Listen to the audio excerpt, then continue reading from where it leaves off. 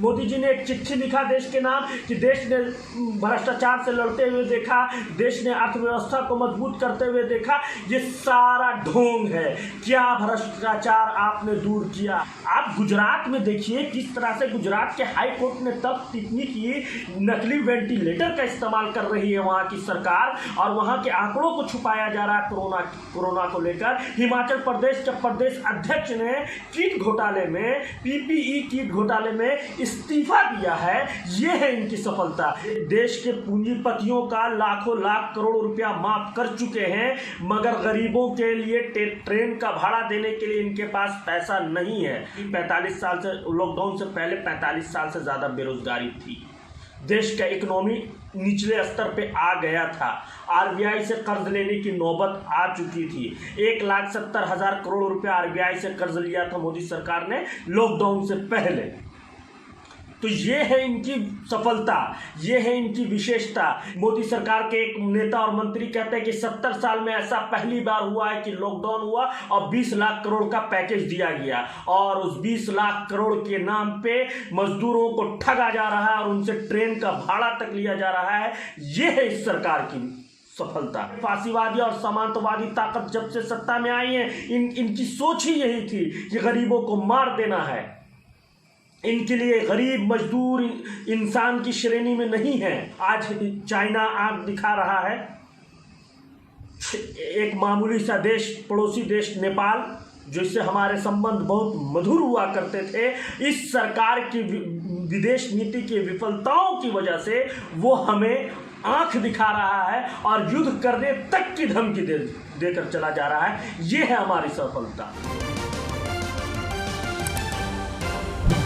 सबसे पहले तो सभी को नमस्कार, सलाम, आदाब और इंडिया न्यूज़ डेस्क का बहुत बहुत धन्यवाद कि आपने मुझे एक बार फिर आमंत्रित किया देश के जनहित मुद्दों पे बात करने के लिए। मोदी सरकार के दूसरे कार्यकाल को आप किस रूप में देखेंगे, ये सवाल मुझसे करने से बेहतर है कि आप किसी ऐसे गरीब से करें, किसी उस मजदूर से करें जो भूख से मर रहा हो इस वक्त। मोदी सरकार अपने तमाम देश के तमाम एजेंडों पे, चाहे वो रोजगार का मामला हो, चाहे वो शिक्षा का मामला हो, चाहे वो स्वास्थ्य का मामला हो, चाहे वो सरहदों का मामला हो, बॉर्डर का मामला हो, किसान का मामला हो, मजदूर का मामला हो, महिलाओं के लिए सुविधाओं की बात हो, सड़कों की बात हो या एक भारतीय इकोनॉमी की बात हो, किसी भी एक चीज़ में मैं दावे के साथ और मैं मोदी सरकार को चैलेंज करता हूं कि सरकार अपनी एक भी इन तमाम चीज़ों में एक भी अपनी सफलता को गिना दे तो मैं मान लूँगा। मेरे नज़र में मोदी सरकार ने सिर्फ और सिर्फ देश को तोड़ने, बांटने, धर्म के नाम पर, जाति के नाम पर और सरहदों पे तनाव बढ़ जाता है, इन सब चीज़ों के अलावा मोदी सरकार ने कुछ भी नहीं किया है, एक भी काम। अभी जो परिस्थिति है लॉकडाउन का, पिछले 65 दिनों से पूरे देश में लॉकडाउन चल रहा है, 3 महीना होने को आएगा लॉकडाउन है। पहले लॉकडाउन में कहा गया कि हम 21 दिनों का लॉकडाउन कर रहे हैं। लोगों ने सोचा कि 21 दिन है, किसी तरह से हम काट लेंगे। उसके बाद फिर दूसरा लॉकडाउन लाया गया, फिर तीसरा, फिर चौथा। लॉकडाउन होने के बावजूद भी देश में कोरोना का संक्रमण बढ़ा है और बहुत तेज़ी से बढ़ा है। ये भारत सरकार की विफलताओं का एक जीता जागता स्मारक है कि लोग सड़कों पर पैदल कई किलोमीटर चल रहे हैं और अब जो है ट्रेन। आप कहते हैं कि मोदी सरकार को आप किस तरह देखते हैं इनके कार्यकाल को? इनके कार्यकाल की ये विशेषता है कि इनको 70 सालों से चलती आ रही ट्रेन व्यवस्था दिया गया और 2 महीने ट्रेन बंद हुआ और अब इनके रेल मंत्री सही से ट्रेन तक नहीं चला पा रहे हैं। ट्रेनें भटक जा रही हैं, 48 घंटा और 4-4 दिन ट्रेन लेट हो जा रही है। बिहार को आने वाली ट्रेन नागपुर चली जा रही है मुंबई से। मतलब तमाशा बना रखा है इन्होंने देश में।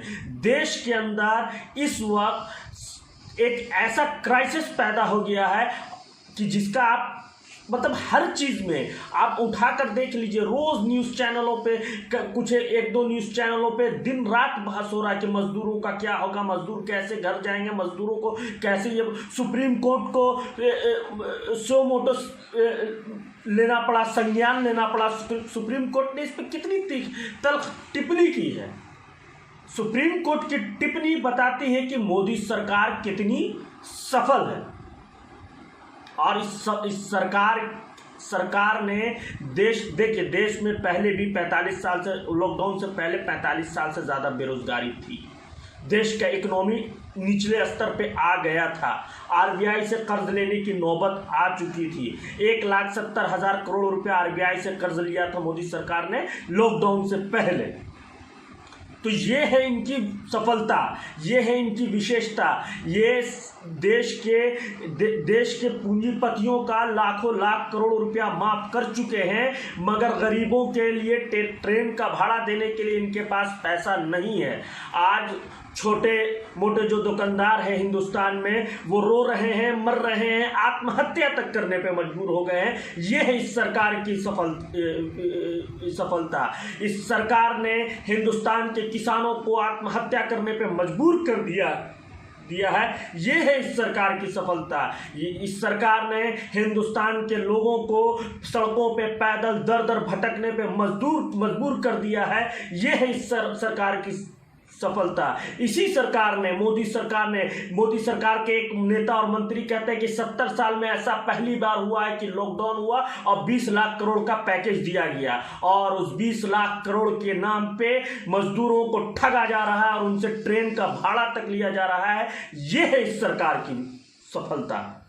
ये सफलताएं हैं इस सरकार की, और आप इसको सफलता ही बोलिए, क्योंकि ये फांसीवादियों को यही चीज चाहिए था। ये फांसीवादी और सामंतवादी ताकत जब से सत्ता में आई है, इनकी सोच ही यही थी कि गरीबों को मार देना है। इनके लिए गरीब मजदूर इंसान की श्रेणी में नहीं है। ये सामंतवादी और मनुवाद के विचारधारा वाले लोग हैं। आज गरीब मर रहा है, गरीब बेबस है, लाचार है, कोई उसका सुनने वाला नहीं है। इनसे कहा जाता है, भाजपा के जदयू के एक विधायक ने कहा कि तुम्हारे बाप ने तुमको पैदा कर छोड़ दिया, नौकरी नहीं दिया, तो हम कहाँ से देंगे। ये है इनकी सफलता। इस तरह से ये लोगों को सफलता, हिंदुस्तान की सफलता में ये है। आज चाइना आंख दिखा रहा है।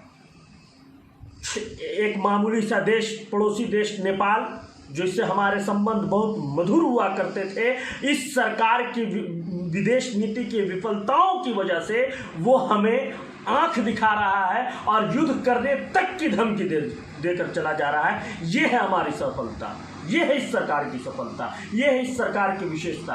आप सरकार की किन नीति, एक नीति मुझे मोदी सरकार ऐसा बताए जिसकी वजह से लोगों को फायदा पहुंचा हो। अभी हिमाचल, आप गुजरात में देखिए किस तरह से गुजरात के हाई कोर्ट ने तब टिप्पणी की, नकली वेंटिलेटर का इस्तेमाल कर रही है वहाँ की सरकार, और वहाँ के आंकड़ों को छुपाया जा रहा है कोरोना को लेकर। हिमाचल प्रदेश के प्रदेश अध्यक्ष ने किट घोटाले में, पीपीई किट घोटाले में इस्तीफा दिया है। ये है इनकी सफलता, ये है इनका भ्रष्टाचार है। तो बस एक लाइन में कहना चाहूँगा अभी, और मोदी जी बहुत सीना चौड़ा कर आए टीवी के सामने कि देश को 20 लाख करोड़ का कर्ज, 20 लाख करोड़ का राहत पैकेज दिया जाएगा, जो भारत की जीडीपी का 10% हिस्सा होगा। मैं मोदी जी से पूछना चाहता हूं, इसमें उन मजदूरों को कितना पैसा अब तक दिया गया, उन मजदूरों को कितना राहत पैकेज दिया गया जिनके मेहनत के बल पे हिंदुस्तान खड़ा हुआ है। आखिर क्यों उनको आपने मरने के लिए छोड़ दिया।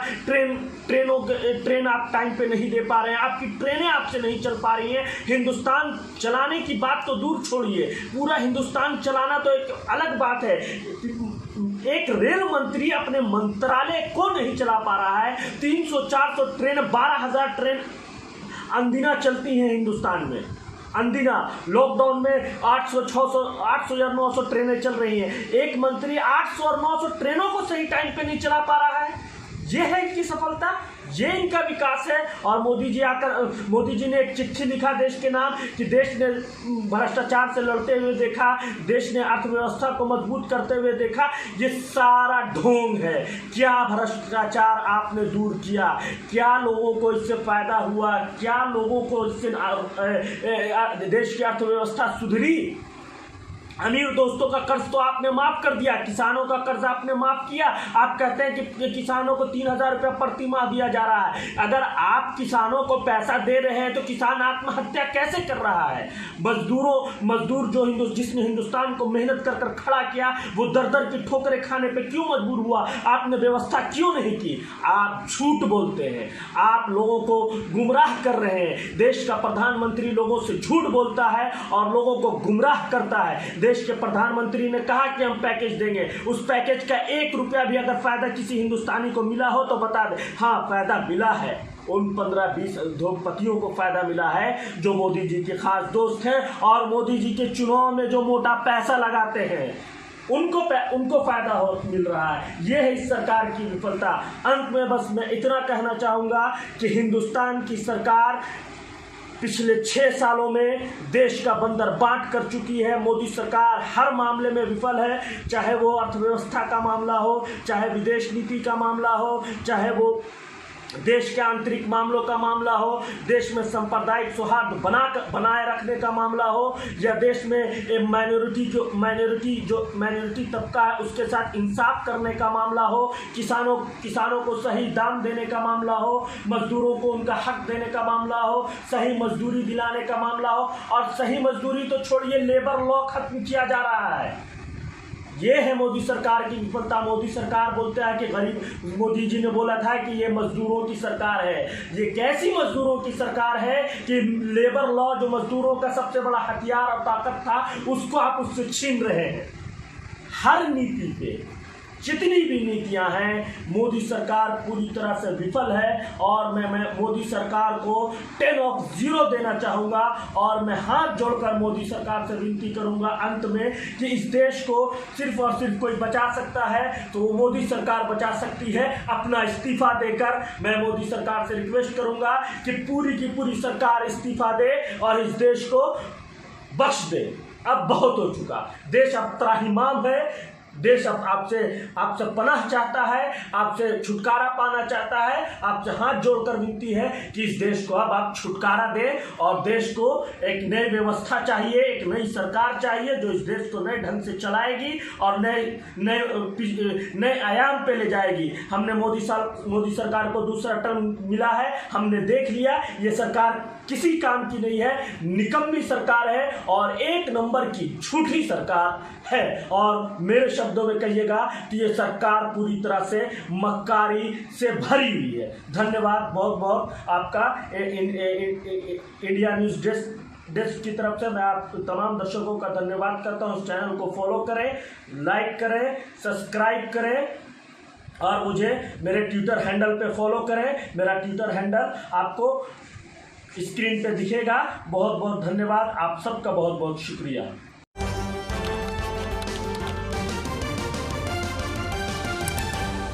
आपकी आवाज